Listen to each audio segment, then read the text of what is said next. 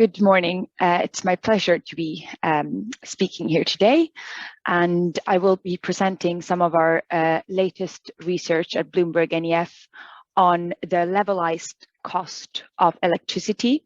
And in the second half of my presentation, I will show you some future electricity scenarios for Europe, where we have cost optimized the energy mix. And for those of you that are not familiar with Bloomberg NEF, we're a strategic research provider headquartered in London with a focus on low carbon technologies. So during the first half of this presentation, I'll talk about our LCOE analysis and how we construct it and our latest findings that we published in December 2021. So we defined the levelized cost of electricity, or LCOE, as the break-even price required to recoup all costs of an energy project and generate an acceptable rate of return on the investment. So in the LCOE, we include things like the capital cost of building, also financing costs, as well as costs for operating and maintaining the plant. And aspects such as taxes are also included. And we base all our LCOE analysis on actual realized projects. So these costs are not some theoretical constructs, it's based on costs that we have seen in reality. And Bloomberg NEF has tracked renewable energy LCOEs for more than a decade. And during this time, the price of renewable energy has fallen more than anyone expected. And since 2018, electricity from solar and wind plants is now cheaper than electricity from new coal and gas plants when comparing the global levelized cost of electricity. Battery prices have also fallen at a record pace over the last decade, but during the last year, the progress has slowed down a little bit because of raw material and supply chain issues. And offshore wind, for example, has also been impacted by high steel prices lately. And since 2021, Bloomberg NEF has also started tracking the LCOEs of green hydrogen power plants. So this is power plants that use green hydrogen as a fuel, as well as coal and gas plants with carbon capture. And these are relatively new technologies that are not yet deployed at scale. And green hydrogen power plants still generate quite expensive electricity. But it's interesting to compare that this price is actually at a similar level to what solar was in 2009. And since this chart compares the global average LCOEs, the effect for example, the EU carbon price on coal and gas is not really visible in this chart. So it's worth keeping in mind that in most countries, solar and wind are cheaper than coal and gas, even without EU's climate policies. So if we take into account the carbon price and the realities in Europe, we see that the LCOE for coal power plants in Europe is actually a lot higher than the global average. But then if we compare this to some nuclear projects, we can see that recently nuclear has actually been more expensive than coal in Europe. Bloomberg NEF doesn't track the cost of nuclear over time, but the cost for nuclear projects can vary a lot between countries and projects. And all projects commissioned in Europe over the last few years have been very delayed and run over their original budgets, which has resulted in very high LCOEs for nuclear in Europe. But we also have examples of recent projects in China that have been much cheaper. But even in China, nuclear is clearly more expensive than renewable energy. Bloomberg NEF does not have LCOE values for so-called small modular reactors because no commercial project using this technology has been financed so far. And the LCOEs, of course, vary between different countries. And around 90% of electricity generation globally occurs in a country where either onshore wind or utility scale solar PV is the cheapest source of new electricity generation. And even if LCOEs for solar and wind have increased a little bit with high commodity prices over the last year, this has not changed the relative economics because coal and gas have become even more expensive. In Europe, a big driver of coal and gas being expensive is the carbon price under the European emissions trading system. And Bloomberg NEF expects that the carbon price will be above 100 euros per ton of CO2 after 2025. And if we look at what this means for coal and or lignite plants and gas power plants, you can see that the cost of carbon allowances already makes up around 60% of the short-run marginal cost of lignite plants in Germany, and this could rise to above 80% by 2030. And even for gas power plants, which you see in green here, the cost of carbon could reach 50% of the short-run marginal cost towards the end of this decade. And looking at the recent trends in commodity prices, we see that the record high prices for both coal and gas have impacted the cost of operating existing coal and gas plants. So the rise in coal and gas LCOEs has been mainly because of the global commodity price rise with a smaller effect by the carbon price.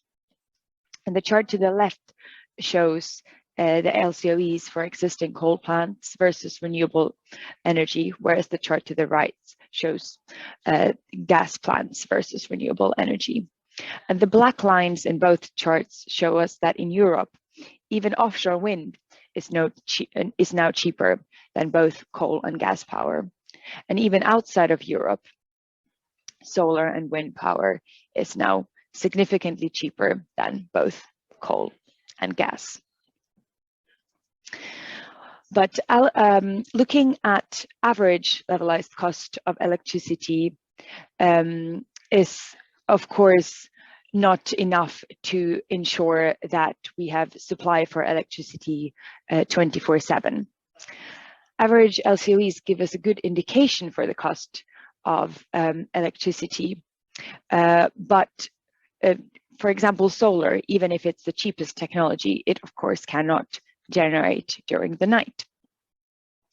And here I'm showing an example from Spain that already had a high share of solar in 2020. By 2030, some of that solar is likely to be curtailed in the middle of the day because of more production than demand. But solar remains cheap on an LCOE basis, even when you account for curtailment. That said, power systems need other technologies as well to complement solar. So next, I will present Bloomberg NEF's future power scenarios. And we model these scenarios by optimizing for the least cost for each hour of electricity demand over a year. So I will show you some scenarios from our latest European energy transition outlook. And to produce this outlook, we use all the cost and LCOE data that I just presented.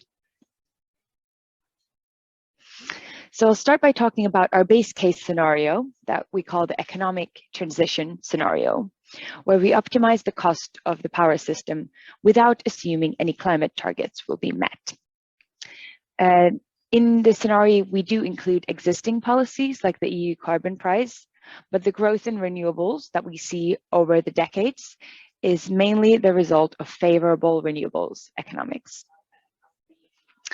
In this scenario, we see nuclear generation declining. Because nuclear is more expensive in Europe, the model does not build nuclear as it's cost optimizing. And many nuclear power plants in Europe are reaching their end of life before 2050. And even if some new nuclear projects have been announced or even permitted, their future is still uncertain, as these projects could be cancelled.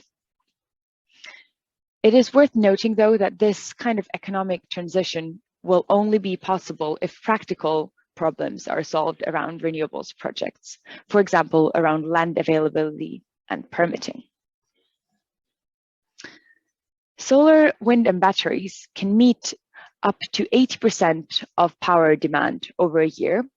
And when you add the generation from existing nuclear and hydropower to the mix, you can reach almost 90% of electricity demand without using any fossil fuels.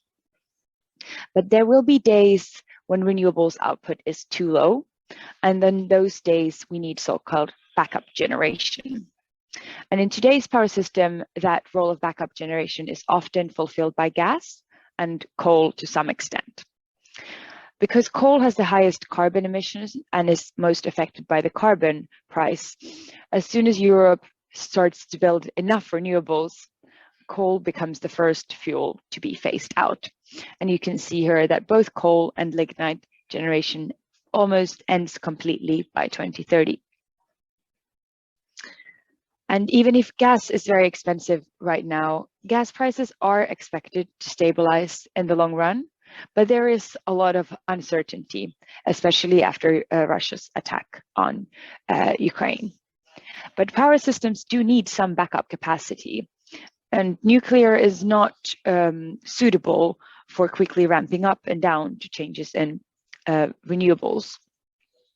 And in this economic transition scenario, there's really no cost-effective alternative to gas.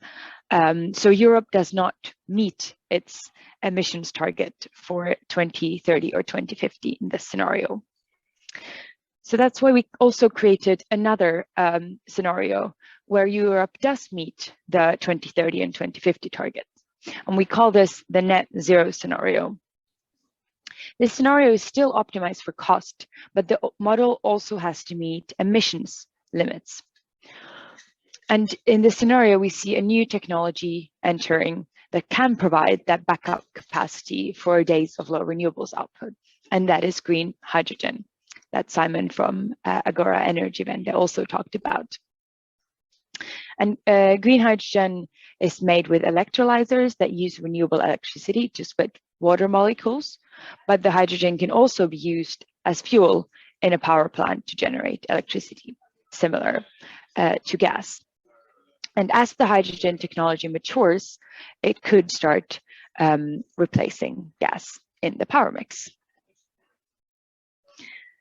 I want to finish by talking about the investment needed to reach net zero in all of Europe. There is a great investment opportunity of 5.3 trillion US dollars cumulatively over the next almost 30 years.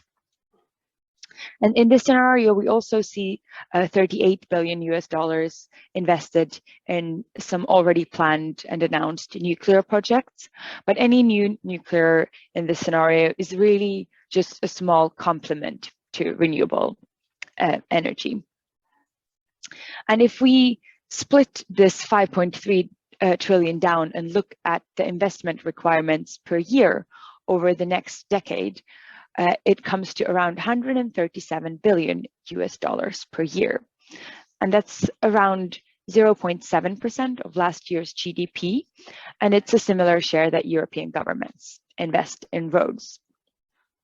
So this is not an unreasonable cost, but Europe needs even stronger policy signals to ramp up renewables investment to get on the net zero path, rather than staying on the business as usual path of the economic transition scenario, which does not meet the emissions targets. Thank you.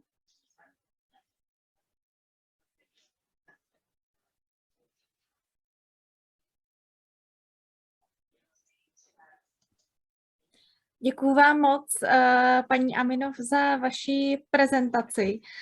Měla bych i na vás doplňující otázku. Vlastně mě zaujalo, když jste říkala, že v Číně vlastně ta cena jaderné energetiky je nižší než v Evropě, tak čím to je? Co to způsobuje, že v Číně je to levnější? Jsou to nižší náklady spojené s tou výstavbou jako takovou, nebo jsou tam nějaké další faktory? Můžete o tom říci něco víc? Děkuji moc. So one reason that recent nuclear projects in Europe have been very expensive is that there has been technical difficulties resulting in the projects to be very delayed. For example, in my home country, Finland, a nuclear reactor was just commissioned that was originally commissioned to scheduled to be commissioned in 2009. So there was more than 10 years of delay. And because during those 10 years, you're not generating any electricity, you only have costs, and the financing costs are also high. You need to pay interests every year. It makes the overall LCOE very expensive. To some extent, the regulations for nuclear safety in Europe are also very high, which means that you need to allow for time to test the nuclear power plants before launching them into operation. In China, for example, we've seen similar technologies used, but because the projects have been completed without any delays, it's significantly impacted the LCOE and made it lower. Děkuji moc. A ještě jedna otázka, která souvisí i tady s jedním z dotazů, který se objevil tady v Q&A. Tak vlastně v současné době tady v Evropě rozvoj vůbec obnovitelných zdrojů energie, především solární panely, jsou dotované veřejnými financemi. Myslíte si, že je to do budoucna takto, řekněme, udržitelné, že zkrátka budeme stále podporovat rozvoj solární energie nebo větrné energie z veřejných financí, nebo myslíte, že může dojít v následujících letech k nějakému průlomu, kdy skutečně už solární energetika nebo větrná energetika budou samostatné a nebudou potřebovat tu dotační podporu z veřejných zdrojů? This is a very interesting question because it can be related to a wider question about the structure of power markets. So as we see, the levelized cost of electricity from solar is cheap enough so that it doesn't necessarily need the subsidies per se. But what renewables developers are scared of is that in 10 years' time, when there's more and more solar coming online, it will mean that the power price in the middle of the day becomes so low because of the surplus generation that I showed with the example of Spain. So then projects would not be able to recoup their cost because during the exact time when they can generate, the cost is too low, even if the average electricity price is much higher, because in the evening when solar doesn't generate, the price goes higher. But I think the best way to structure support for renewables is so-called contracts for difference. And contracts for difference can actually work out quite cheaply for governments, because if you have a two-way contract for difference,